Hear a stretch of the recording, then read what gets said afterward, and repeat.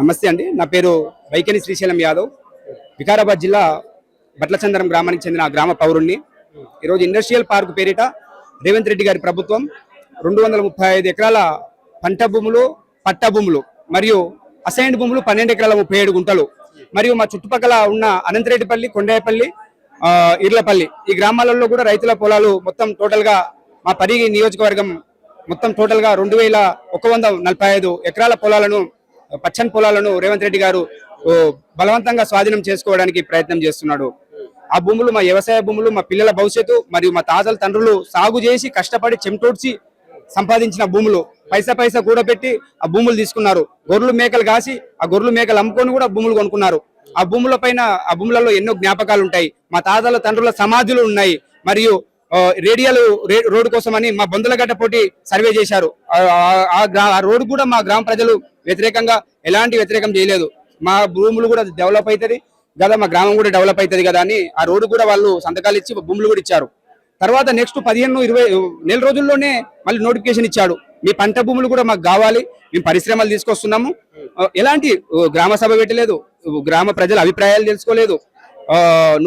Notification వచ్చిన తర్వాత కూడా 15 రోజుల తర్వాత మా గ్రామ పంచాయతీ కార్యాలయంలో నోటిఫికేషన్ పెట్టారు. దానికి నోటిఫికేషన్ చూడగానే మా గ్రామ ప్రజలు భయాందోళనకు గురయ్యి వారి బీమారికి గురైనరు. అసలు బీపీలు డౌన్ అయిపోయినాయి. మొత్తం వాళ్ళ బాధ ఎవరితో చెప్పుకోవాలో కూడా అర్థం కాలేదు. వాళ్ళ బాధ చెప్పుకోవడానికి కలెక్టరేట్కి వెళ్తే కూడా కలెక్టర్ గారు 2 గంటల సేపు కలెక్టర్ ఆఫీస్ ముందర కూర్చునే పెట్టుకొని కలెక్టర్ గారు లంచ్కి వెళ్ళారు. లంచ్ తర్వాత మీదైతే మెమోరాండం ఉందో, మీ బాధ ఉందో మా కలెక్టర్ గారు వింటారని వాళ్ళు చెప్పారు.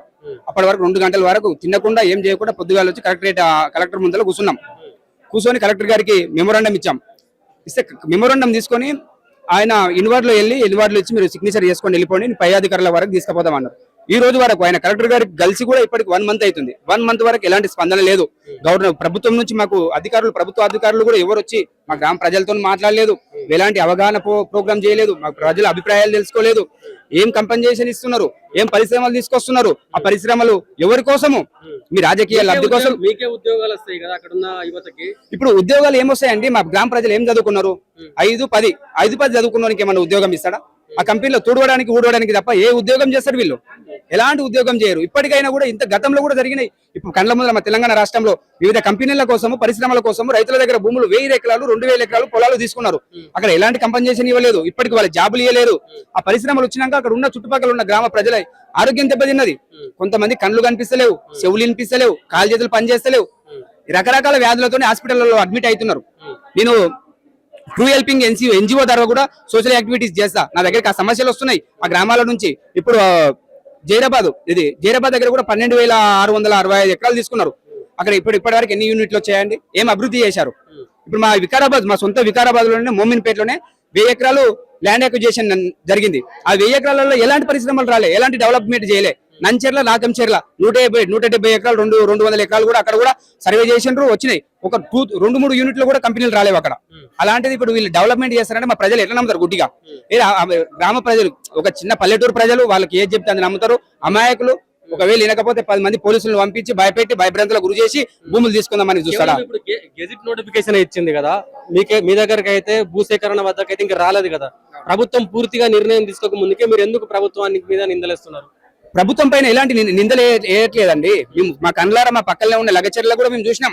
గెజెట్ నోటిఫికేషన్ వచ్చిన 15 రోజులకు మా గ్రామ పంచాయతీ నోటిఫికేషన్ లో నోటీస్ బోర్డు పెట్టారు. ఏ విధంగా ఈ ప్రభుత్వాన్ని నమ్మాలి? ఇప్పుడు వాళ్ళు సడన్ గా ఇప్పుడు మీకు 60 రోజుల సమయం ఇస్తున్నాం, మీ అభ్యంతరాలను తెలిపండి అన్నారు. 60 రోజులు అభ్యంతరాలను తెలిపి కూడా 60 రోజులు అయిపోతుంది. ఇప్పటి వరకు ఏ ప్రభుత్వ ఉద్యోగి మా గ్రామానికి రాలే. మా ఎమ్మెల్యే గారు రాలే. మా ఎమ్మెల్యే గారి దగ్గరికి వెళ్తే ఆయన ఏదో కాలు ఇరిగిందంటని చెప్పి హాస్పిటల్ అడ్మిట్ అయినంటని చెప్పిండు. పోయాను పొద్దుటి నుంచి సాయంత్రం వరకు వాళ్ళ ఇంటికాడ కూర్చొని, ఎమ్మెల్యే గారి ఇంటికాడ కూర్చొని మళ్ళీ మా ఊరికి వచ్చేసి ఎమ్మెల్యే గారిని కలవకుండా. అలాంటిది ఇప్పుడు వాళ్ళు మాకు నమ్మకంగా అండగా ఉంటారని వాళ్ళని ఎట్లా నమ్ముతాం మేము? అంటే ముఖ్యంగా ఇంకొక విషయం కూడా తెర మీదకి వస్తుంది. అక్కడున్న అగ్ర కులాలకు సంబంధించిన వాళ్ళకి వేరే దగ్గర భూములు అప్పచెప్తున్నారు. కానీ బీసీ, ఎస్సీ, ఎస్టీ అంటే బహుజన సామాజిక వర్గానికి చెందిన వాళ్ళకు భూములు ఇవ్వట్లేదనే అంశం తెర మీదకి వచ్చింది. అది ఎంతవరకు నిజం? అది వాస్తవానికి అయితే అది కూడా నిజమే అండి. అక్కడ ఉన్న వారి ఇక్కడ కూడా రేవంత్ రెడ్డి గారు క్యాస్ట్ ఫీలింగ్ చూస్తున్నారు. రెడ్డి అనే మా రెడ్డిలు కదా అని వాళ్ళ రెడ్డిలకు కూడా కొంతమందికి పేరు చెప్పదలుచుకోలేను. వాళ్ళ కూడా మీకు ఇక్కడ ల్యాండ్ చూపిస్తే మీ ల్యాండ్ ఇవ్వండి, మీరు ఇస్తేనే రేపు పొద్దున అమాయకమైన ప్రజలు కూడా మిమ్మల్ని అరే అక్కడ పటేల్ ఇచ్చిండు, దొర ఇచ్చిండు, ఇప్పటికి పట్టెలు దూర అంటారు మా ఊర్లో. వాళ్ళు ఇచ్చారు, మేము కూడా ఇస్తామనే ధైర్యంతో వాళ్ళు ముందుకు వస్తారు. ఏం పాపం చేసిర్రు? ఇక్కడ ఉన్న మిగిలిన రైతులు ఏం పాపం చేశారు? మా ప్రజలు ఏం పాపం చేసిండ్రు అంటే ఆయన కోట వేయడం పాపం, ఆయన వస్తే మా బతుకులు మారుతాయి అనుకోవడం పాపం. ఆయన పక్క కాన్స్టిట్యున్సీ కదా, లిఫ్ట్ ఇరిగేషన్ ప్రాజెక్ట్ అని 900 ఎకరాలలో కాన్పూర్తి Narayanpet Kodangal lift irrigation project వస్తుంది. ఆ ప్రాజెక్ట్ వస్తే మా గ్రామాలలో మా గ్రామ ప్రజలు కూడా పొలాలకి పచ్చని నీళ్ళు వచ్చి పచ్చని పంటలు వండుతాయి అనుకున్నాం.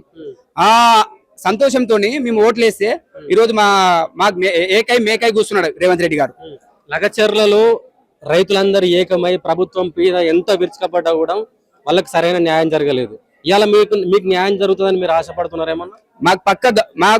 మేము పోరాడితే మాకు పక్క న్యాయం జరుగుతుందని మేము కోరుకుంటున్నాం. మేము భూములు ఇయ్యదలుచుకోలేం. మేము ఎలాంటి భయభ్రాంతులకు గురి చేసినా, ఎన్ని కేసులు పెట్టినా మేము భయపడం.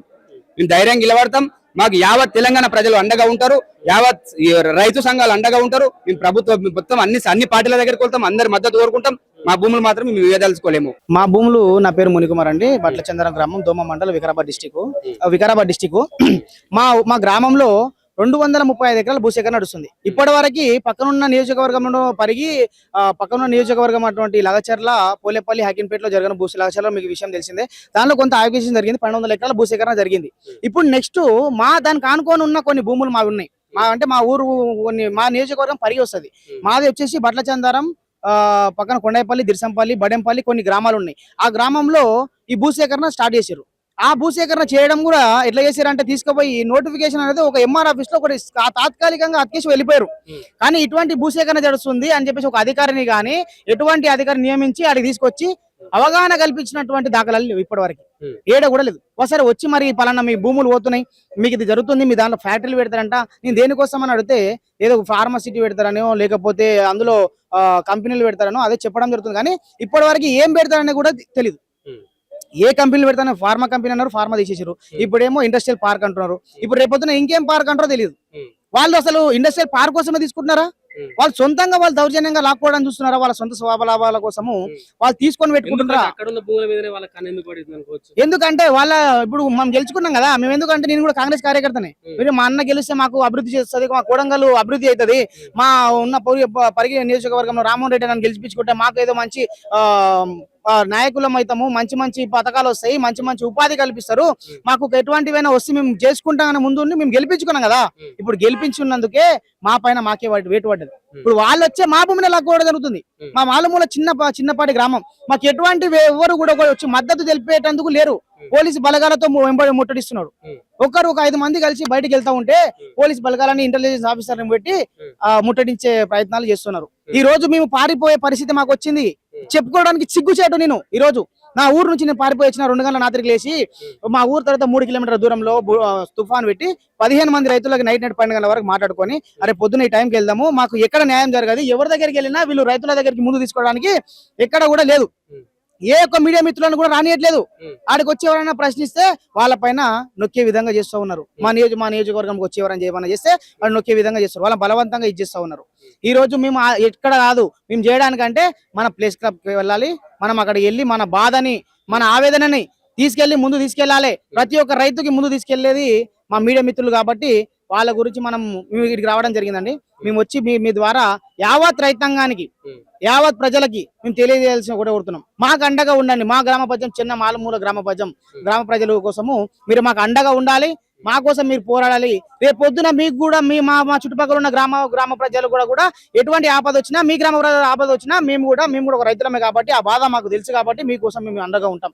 కానీ మీరు దయచేసి యావత్ తెలంగాణ రాష్ట్రంలో ఉన్నటువంటి రైతాంగం మా కోసం ముందుకు రావాలి. మా గోడుని, మా బాధని మీరు గుర్తుపెట్టుకొని మాకు జర సపోర్ట్ చేయాలని మద్దతు కోరుకుంటున్నానండి.